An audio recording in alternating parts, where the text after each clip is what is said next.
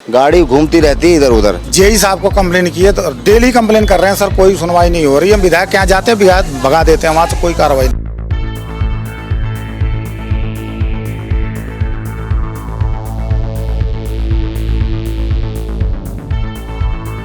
राजधानी दिल्ली के तमाम ऐसे एरिया हैं जहां पर पब्लिक को तमाम परेशानियों का सामना करना पड़ रहा है। अगर हम बात करें साफ़ सफाई की या फिर सीवर ओवरफ्लो की, तो तमाम ऐसी जो तस्वीरें हैं वो लगातार राजधानी दिल्ली के तमाम इलाकों से देखने को मिलती है।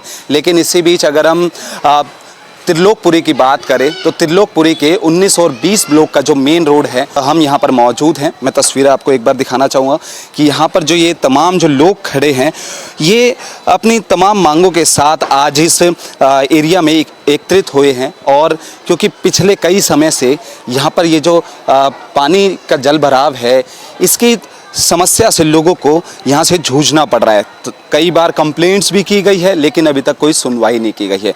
क्या कुछ परेशानियाँ इन्हें झेलनी पड़ रही है, बातचीत करते हैं। भाई साहब, कितने टाइम से है ये और क्या कुछ समस्याएं होती हैं आपको? सर, मैं आपका पहले तो आपके चैनल का बहुत बहुत धन्यवाद देता हूं कि जो जनता की आवाज़ उठाते हैं, तो उनके लिए आपका चैनल को, तमाम टीम को धन्यवाद देता हूं। और रहा सवाल इस बात का, काफ़ी महीनों से ये प्रॉब्लम आ रही है और इस प्रॉब्लम के अंदर कई बार एमएलए साहब को हमने लिखित रूप में भी दिया। हमारे जितने आस पड़ोस के जिम्मेवार लोग हैं, जो बुद्धिजीवी लोग हैं, और वो बुद्धिजीवी लोग हाँ अब आएगी, आ जाएगी गाड़ी, आ जाएगी, नहीं आई, गाड़ी घूमती रहती है इधर उधर, लेकिन आती कहीं भी नहीं है।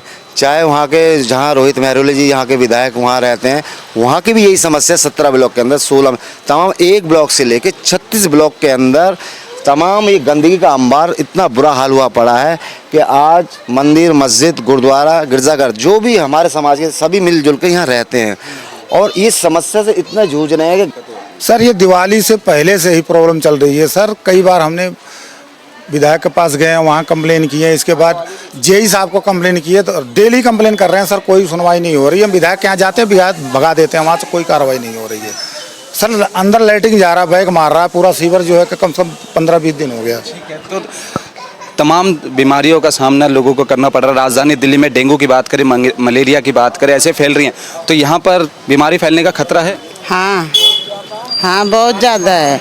हम लोग महीने 2 महीने से बहुत परेशान हैं। कितना भी सफाई कर लो लेकिन कुछ फर्क ही नहीं पड़ता। जो बाहर इतने गंदगी है तो अंदर कहाँ से सुरक्षित इंसान रहेगा। स्मेल भी आती है, सफाई बदबू, बहुत बुरी बदबू आती है।